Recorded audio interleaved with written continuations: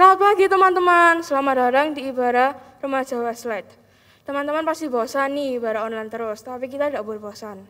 Karena Tuhan hadir di setiap ibadah kita. Sebelum ibadah dimulai, mari siapkan hati dan pikiran kita untuk beribadah bersama-sama.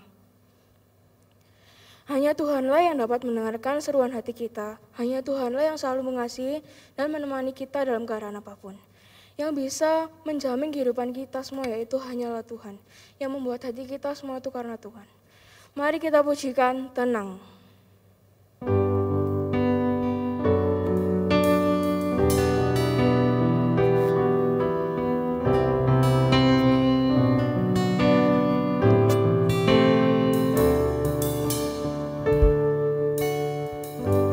Bapa kau mendengar seruan hatiku, tak pernah kau lepaskan dari kasih-Mu. Lewat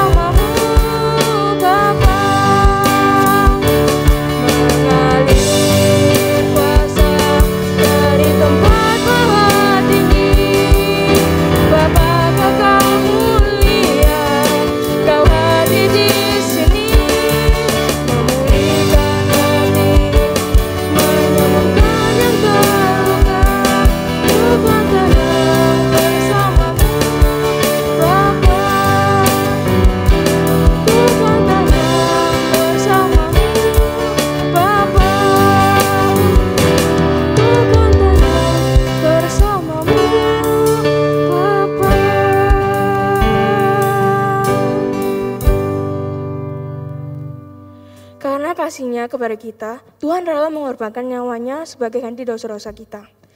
Pengampunannya tiada henti dalam kehidupan kita. Mari kita masuk dalam doa pengakuan dosa kita kepada Tuhan. Kita mengaku segala pelanggaran yang telah kita lakukan selama 1 minggu ini. Mari kita ambil sikap berdoa. Ya Bapa, terima kasih atas penyertaan-Mu dalam hidup kami sehingga kami hari ini bisa beribadah bersama-sama. Meskipun secara online ini ya Tuhan. Ya Tuhan, Ampunilah juga dosa-dosa kami yang kami lakukan dalam 1 minggu ini, baik itu disengaja maupun tidak sengaja ya Tuhan. Kiranya Engkau mengampuni segala dosa kami ya Tuhan. Serahkan doa ini ke dalam tangan-Mu Tuhan, dalam nama Tuhan Yesus kami berdoa dan mengucap syukur. Haleluya, amin. Setelah kita menerima pengampunan dari Tuhan atas setiap pelanggaran kita, Dia juga memberi kita kekuatan melalui berita anugerah yang terambil dalam 1 Korintus 1 ayat 18 yang berbunyi demikian. Sebab pemberitaan tentang salib memang adalah kebodohan bagi mereka yang akan binasa, tetapi bagi kita yang diselamatkan, pemberitaan itu adalah kekuatan Allah. Mari kita menjalankan kehidupan kita sehari-hari sesuai petunjuk hidup baru yang terambil dalam Galatia 6 ayat 14. Mari kita bacakan bersama-sama. 1, 2, 3. Tetapi aku sekali-sekali tidak mau bermegah selain dalam salib Tuhan kita, Yesus Kristus, sebab olehnya dunia telah disalibkan bagiku dan aku bagi dunia. Sebagai bentuk syukur kita setelah menerima pengampunan, mari kita menjadi pribadi yang tidak lagi sama dengan yang lalu. Mari kita menjalankan hidup dengan penuh ucapan syukur kepadanya. Karena Dialah Allah yang baik sekarang sampai selama-lamanya. Serta kasih setia-Nya tidak pernah berubah. Mari kita pujikan, bersyukurlah. Dengan penuh semangat.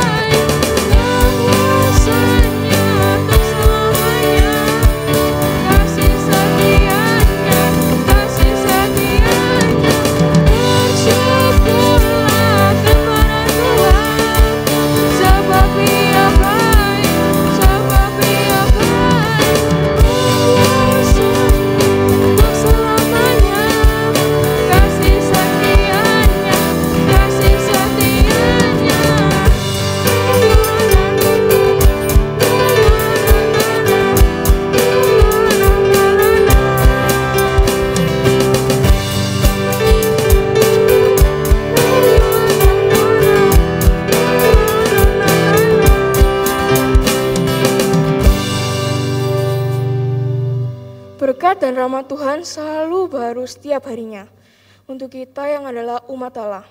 Sebagai umat Allah yang selalu rindu untuk diperbarui dalam perkataan maupun perbuatan, mari saya ajak teman-teman untuk mempersiapkan hati dan pikiran kita untuk mendengarkan firman Tuhan. Sebelum itu, mari kita pujikan Aku milik-Mu, Yesus Tuhanku.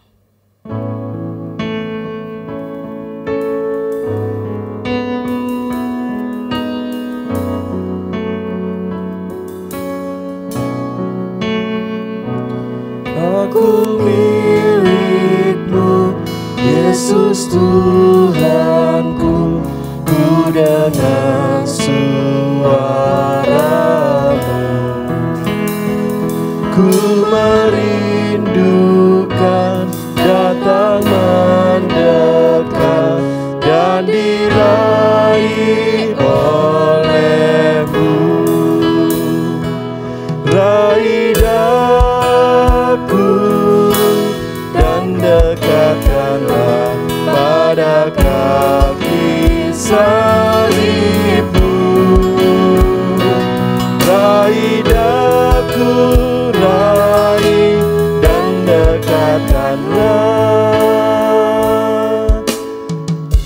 ke sisi-Mu, Tuhanku. Aku hamba-Mu, Kau sucikanlah oleh kasih kurnia.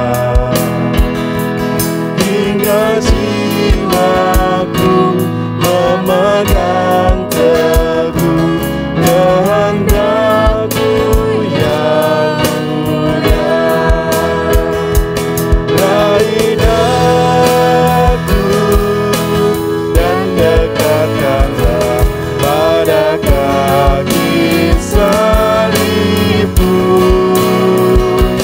Raih daku, raih dan dekatkanlah ke sisi-Mu, Tuhanku. Sungguh indahnya walau sejenak beserta-Mu, Allahku. Dalam doaku sungguh akrabnya bersekutu dengan-Mu. Raih daku dan dekatkanlah pada kaki salib-Mu. Raih daku, raih dan dekatkanlah ke sisi-Mu, Tuhanku.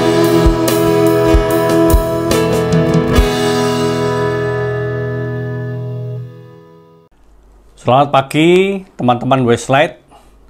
Kita bersyukur hari ini kita boleh kembali bertemu dan juga kita boleh belajar firman Tuhan.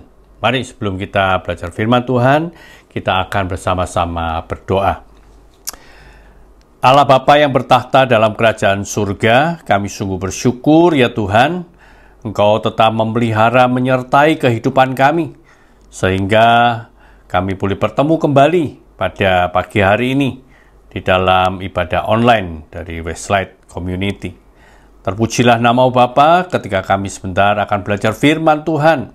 Kiranya Allah Roh Kudus sendiri yang akan menerangi hati pikiran kami, sehingga kami bukan sekedar tahu tentang firman Tuhan, tapi kami boleh menjadikan firman itu sebagai pedoman dalam kehidupan kami, dan kami lakukan dalam kehidupan kami hari pas hari. Terima kasih Bapa. Dalam nama Tuhan Yesus kami berdoa. Amin. Nah, teman-teman Westlight, minggu-minggu ini kita memasuki minggu yang disebut minggu-minggu Prapaskah. Apa itu yang disebut minggu-minggu Prapaskah? Yaitu 40 hari sebelum kita memperingati akan hari kematian Tuhan Yesus, yaitu pada tanggal 2 April nanti, yang disebut yaitu Jumat Agung. Kemudian hari Minggunya, tanggal 4 April, kita memperingati Paskah. Maka itu 40 hari sebelum Paskah itu, atau sebelum Jumat Agung itu, kita hari-hari itu disebut atau kita kenal sebagai Prapaskah. Nah, biasanya itu dimulai dari Rabu Abu yang sudah kita lewati tanggal 17 Februari yang lalu. Dan di dalam gereja-gereja Katolik, mereka biasanya secara liturgikal di dalam kehidupan gereja, mereka mengenal Rabu Abu. Nah, ini sekarang gereja-gereja Kristen termasuk GKT itu juga kadang-kadang memperingatinya atau mengenangnya sebagai hari dimulainya masa-masa Prapaskah ini. Nah, di dalam masa Prapaskah ini, minggu ini, tema yang akan kita gumulkan bersama adalah sengsara Kristus, ya, yaitu bagaimana Tuhan Yesus mati di atas kayu salib, bahkan kesengsaraan penderitaan yang dia alami. Dan nats yang diberikan pada saya adalah dari Matius 17 ayat 22 sampai 23. Ya. Matius 17 ayat 22 sampai 23. Ya, silakan teman-teman bisa membaca dari Alkitab atau saya akan tayangkan di dalam PowerPoint ini.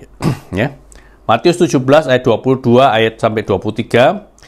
Pada waktu Yesus dan murid-muridnya bersama-sama di Galilea, ia berkata kepada mereka, Anak manusia akan diserahkan ke dalam tangan manusia, dan mereka akan membunuh dia, dan pada hari ketiga ia akan dibangkitkan. Maka hati murid-muridnya itu pun sedih sekali. Nah, itulah nats yang diberikan pada saya, ya. Kalau kita perhatikan nats ini di dalam Alkitab itu diberi judul pemberitahuan kedua tentang penderitaan Yesus.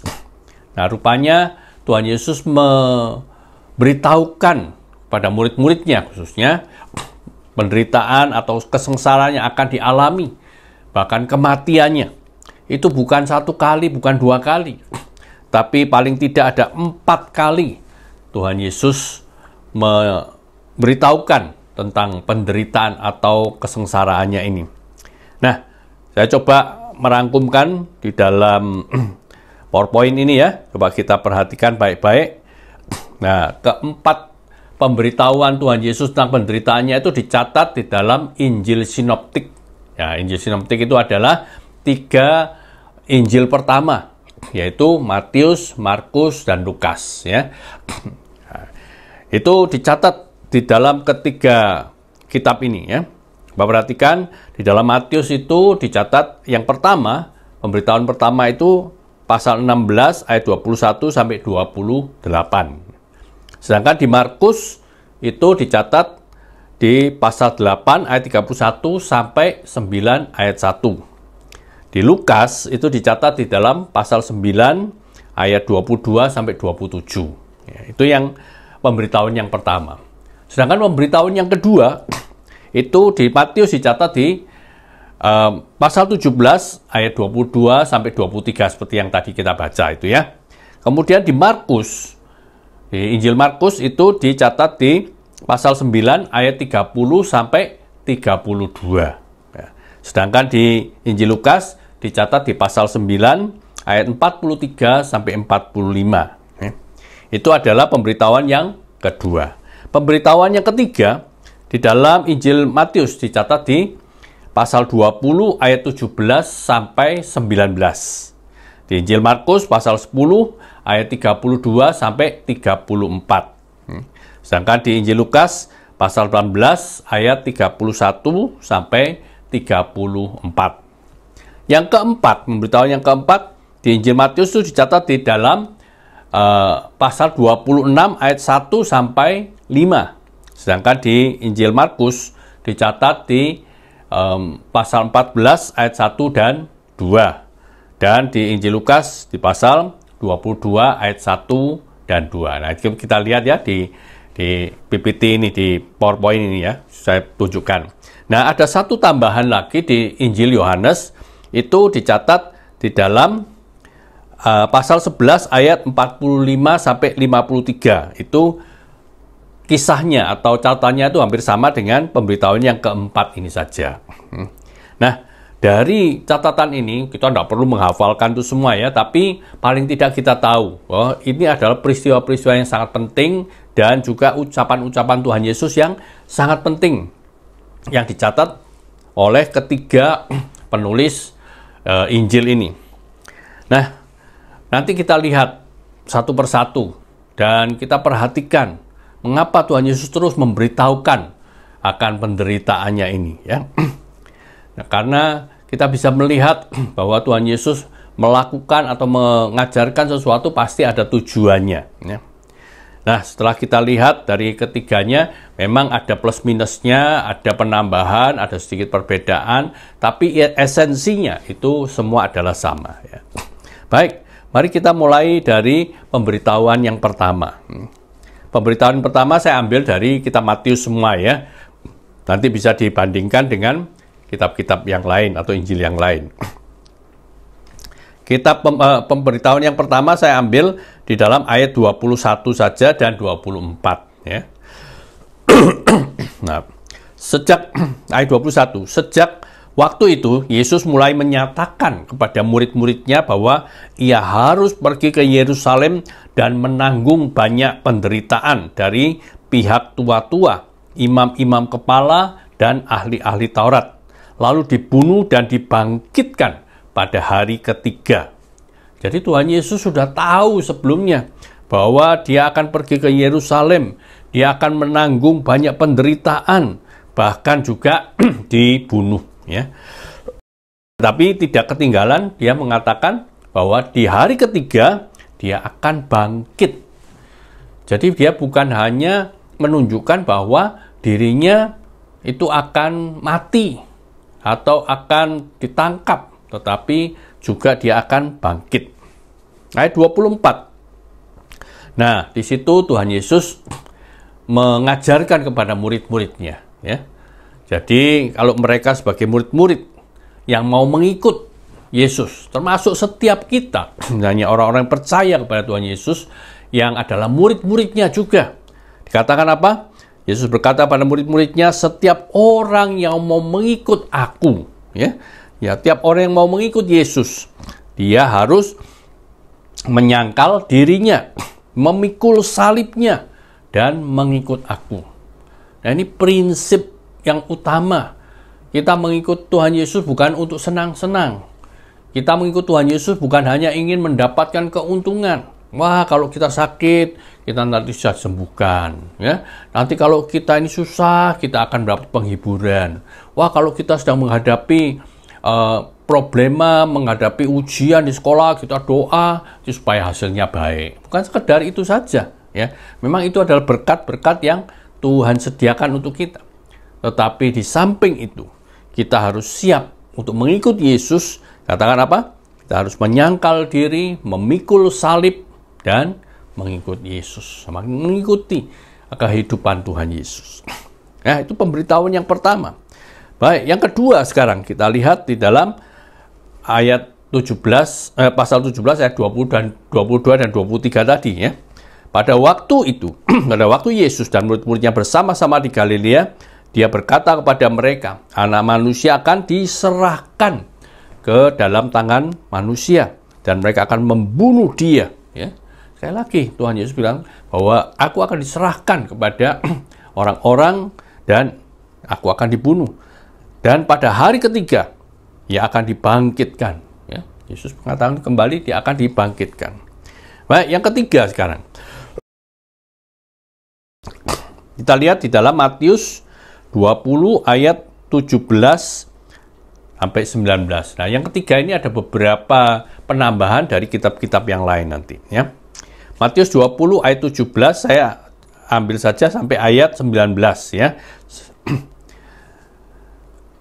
Ketika Yesus akan pergi ke Yerusalem, dia memanggil ke-12 muridnya tersendiri. Jadi tidak bersama dengan orang banyak, ya hanya 12 muridnya saja, dan berkata kepada mereka di tengah jalan, sekarang kita pergi ke Yerusalem, ya. Dan Anak Manusia akan diserahkan kepada siapa? Imam-imam kepala dan ahli-ahli Taurat, dan mereka akan menjatuhi dia hukuman mati. Ya, Tuhan Yesus sudah tahu dia akan dijatuhi hukuman mati meskipun dia tidak melakukan dosa dan kesalahan. Ayat 19, dan mereka akan menyerahkan Yesus ya kepada bangsa-bangsa yang tidak mengenal Allah. Jadi dia akan diserahkan kepada tentara-tentara Romawi, serdadu-serdadu Romawi untuk disalibkan. Dia sudah tahu. Supaya apa? Supaya maksudnya Yesus diolok-olokkan, kemudian disesah dan disalibkan. Tuhan Yesus tahu apa yang akan terjadi dengan dirinya, ya. Dan pada hari ketiga dia akan dibangkitkan. Ya. Dari 3 pemberitahuan itu selalu katakan dia akan ditangkap, dibunuh, diolok-olok dan seterusnya, kemudian akan dibangkitkan. Nah, di dalam Markus itu ada penambahan, ya. Markus 10 ayat 34. Ya. Dan maksudnya Yesus akan diolok-olokkan, diludahi, disesah dan dibunuh. Dan sesudah 3 hari dia akan bangkit. Jadi ada penambahan apa? Bukan saja dia diolok-olok, tapi diludahi, disesah dan dibunuh, yaitu dengan cara disalibkan. Ya. Nah, yang menarik di sini dikatakan di dalam Lukas 18, yang sebenarnya ayat 31 sampai 34 ya. Tapi saya ambil saja dari ayat 31 sampai 33 ya. Yesus memanggil ke-12 muridnya lalu berkata kepada mereka, "Sekarang kita pergi ke Yerusalem dan segala sesuatu yang ditulis oleh para nabi mengenai Anak Manusia akan digenapi." Jadi Tuhan Yesus mati, Tuhan Yesus disalibkan. Itu adalah penggenapan dari apa yang sudah dituliskan, apa yang sudah dinyatakan oleh para nabi di dalam perjanjian lama. Artinya apa? Sudah lama sekali, tapi mereka sudah menubuatkan sebelumnya. Ayat 32. Sebab ia akan diserahkan kepada bangsa-bangsa yang tidak mengenal Allah, diolok-olokkan, dihina. Nah, ini yang tidak ada di tempat lainnya, dihina dan diludahi, dan mereka menyesah dan membunuh dia. Dan pada hari ketiga akan bangkit. Nah, teman-teman Westlight, kita bisa lihat ya bahwa kematian Tuhan Yesus, kemudian juga dia disalibkan, itu bukan sebuah tragedi, bukan sesuatu yang di luar kendali dia, bukan sesuatu yang tidak dia ketahui sebelumnya. Artinya apa? Artinya bahwa Tuhan Yesus sudah tahu itu semuanya, bahkan sudah dinubuatkan jauh-jauh hari. Tapi dia tetap menjalaninya, dia tetap siap untuk menanggung penderitaan dan sengsara itu. Tetapi dia tahu ujung daripada itu semuanya bukan kebinasaan, bukan sesuatu yang menyedihkan, tapi adalah kebangkitan pada hari ketiga. Nah, itulah yang dia beritahukan kepada murid-muridnya. Meskipun muridnya belum ngerti, ya, kalau kita perhatikan di dalam pembacaan kita itu, ada murid-murid yang tidak mengerti, mereka menjadi sedih, mereka menjadi takut, dan seterusnya. Ya. Nah, sekarang kita lihat pemberitahuan Tuhan Yesus yang keempat di dalam Matius 26 ayat 1 dan 2 ya. Setelah Yesus selesai dengan segala pengajarannya itu, berkatalah ia kepada murid-muridnya, "Kamu tahu bahwa 2 hari lagi akan dirayakan Paskah, maka Anak Manusia akan diserahkan untuk disalibkan." Memang kali ini dia tidak menyebutkan akan kebangkitan yang ketiga, karena dia sudah 3 kali menyebutkan bahwa dia akan dibunuh, dia akan ditangkap, dan dia akan bangkit. Ya, teman-teman Westlight sekalian, kita bersyukur karena Tuhan Yesus mengalami itu semuanya, bukan karena kegagalan, bukan karena tragedi, tapi itu adalah satu rencana atau satu kehendak dari Bapa di surga, supaya Tuhan Yesus itu menggantikan setiap orang-orang yang berdosa ini, sehingga kita boleh dibebaskan dari semua itu. Nah, kenapa kok harus ada penderitaan yang begitu dahsyat, kesengsaraan yang begitu mengerikan yang harus diterima oleh Tuhan Yesus? Ya, kita bisa lihat itu semua sebenarnya menggambarkan betapa mengerikannya akibat dosa itu. Ya. Jadi ini belum apa-apa sebenarnya. Karena apa? Karena orang yang tidak percaya kepada Yesus, orang yang tidak diselamatkan di dalam kuasa darah Yesus, dia akan mengalami apa? pembinasaan kekal di dalam neraka. Dan itu jauh lebih mengerikan. Kalau kita melihat cara Yesus dibunuh, cara Yesus disiksa, cara Yesus disalibkan, itu aja sudah mengerikan. Lalu teman-teman pernah melihat film The Passion of Christ, gitu ya? Waduh, mungkin kita tidak sampai hati melihat apa yang dialami Tuhan Yesus. Begitu dahsyat penderitaan yang harus dialaminya. Sampai-sampai film itu juga ditolak di beberapa negara karena sangat mengerikan, sangat kejam sekali yang diperlakukan atau yang dialami Tuhan Yesus. Tapi itulah yang ingin diungkapkan secara nyata, secara real oleh produser dari film itu. Itu yang terjadi. Nah, itu saja kita sudah sangat mengerikan bagi kita. Apalagi kalau kita nanti harus dihukum di dalam neraka karena dosa-dosa kita. Tuhan Yesus ingin menunjukkan pengerian yang sangat luar biasa karena dosa. Itu jangan pernah meremehkan dosa. Oh, enggak apa-apa, saya enggak taat kepada orang tua. Oh, enggak apa-apa, saya enggak ke gereja ataupun tidak baca Alkitab atau tidak taat kepada Tuhan, ya. Bukan itu, ya. Semuanya akan membawa kita ketika kita tidak percaya kepada Tuhan, kita tidak bertobat, kita tidak sungguh-sungguh mengikut Tuhan dengan benar, maka akhir dari kehidupan kita itu sangat mengerikan. Itu yang pertama. Nah, yang kedua, sebenarnya Tuhan Yesus ingin menunjukkan apa? Ingin menunjukkan bahwa penderitaan yang paling dahsyat, ya, keadaan yang paling mengerikan dan rendah itu sudah dia alami, sudah dia jalani, ya. Maka itu kenapa di dalam Ibrani pasal 4 ayat 15 dikatakan apa? Kita memiliki imam besar.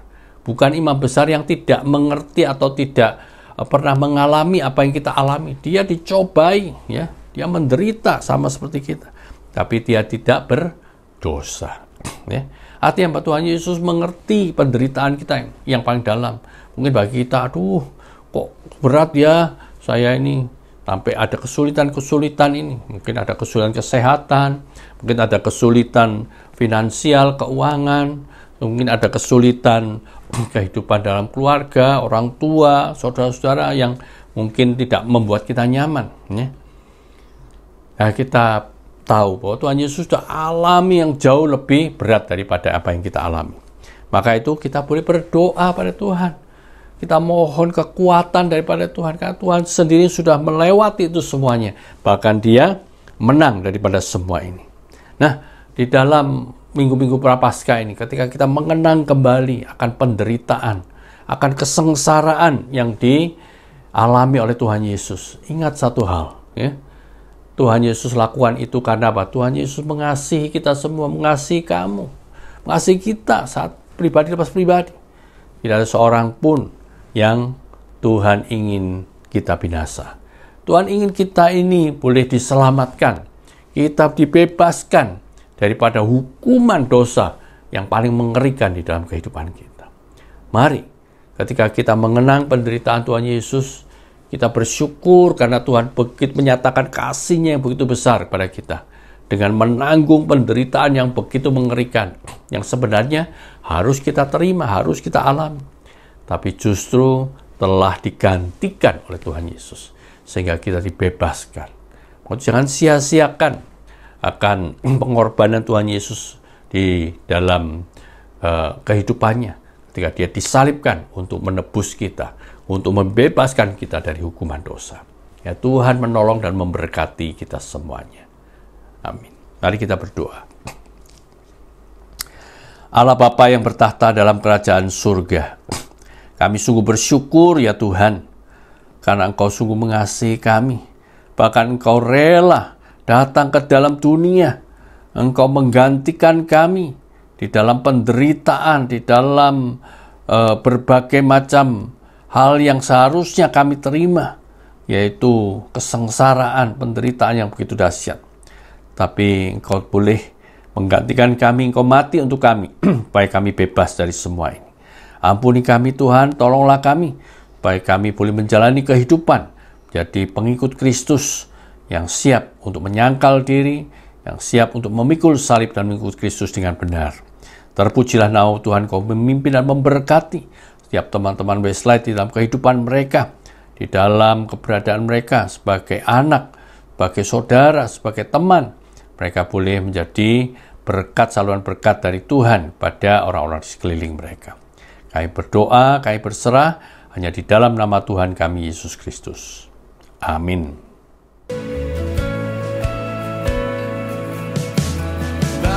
Halo teman-teman, kita kan sudah mendengar firman Tuhan. Kiranya firman Tuhan ini dapat kita lakukan di dalam kehidupan kita sehari-hari agar kita bisa menjadi berkat bagi banyak orang.